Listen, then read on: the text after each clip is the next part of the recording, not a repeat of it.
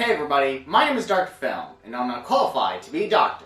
In this video, we're taking a look at the most epic science fiction film of the year, and that is Dune. Directed by Denis Villeneuve, this is a remake of David Lynch's 1984 film, and it is an adaptation of a book series of the same name. Before we get started, you should know that this review will contain minimum spoilers ahead. And no, to answer your question, I haven't seen the original Dune film. Well, some parts of it. Well, mostly the ending. So without further ado, let us begin.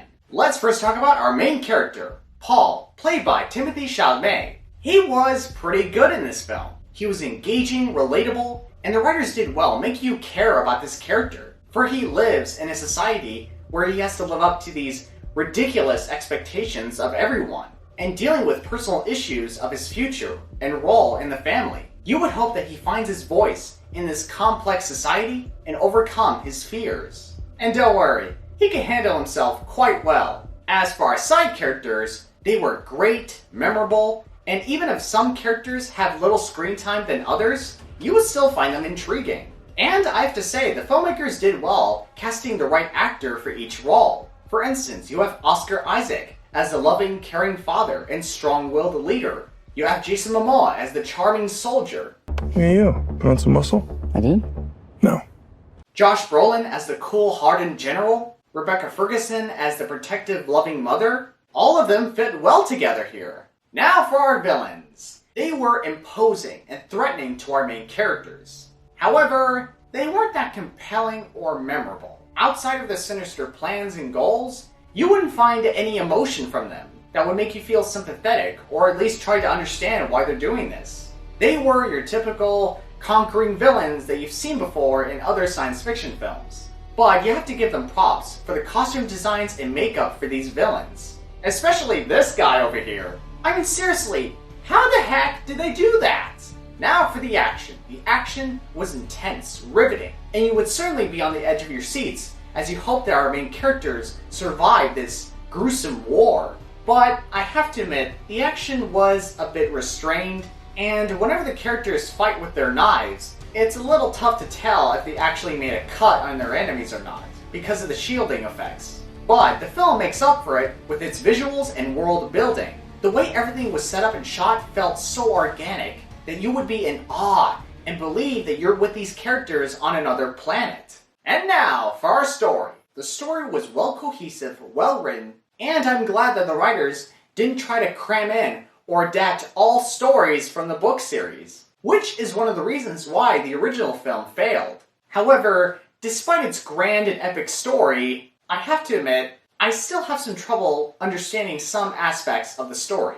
For instance, the houses of Dune. How many houses are there? Are these houses separate colonies? Do these houses work together only if they need to? And who is the emperor? Is he really the leader of all houses or some houses? Or something, or... I still don't get it. Yeah, as you can probably tell, I'm still having trouble understanding the world of Dune. Maybe after a second viewing or a third viewing might help a bit. Despite all that, I still think the story was well done.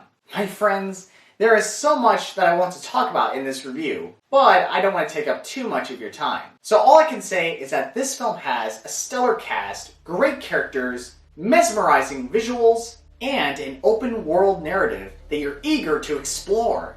And do you want to hear something crazy? Before all of this, I had no intention of reviewing this movie. But then I had second thoughts, and I thought, why not? Let me take a shot at it. And since then, I'm glad I got the chance to watch this movie. I mean, seriously, I gotta stop underestimating movies.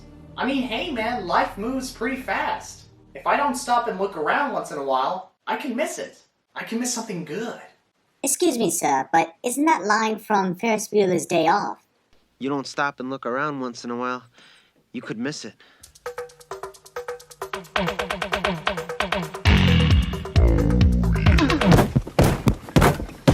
Yeah, so... it's one of my favorite movies. Well, since we're talking about not missing good movies, may I suggest this week you review Guillermo del Toro's Atlas? Wait, what?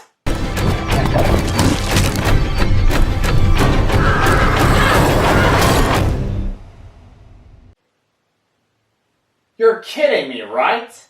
What's the matter?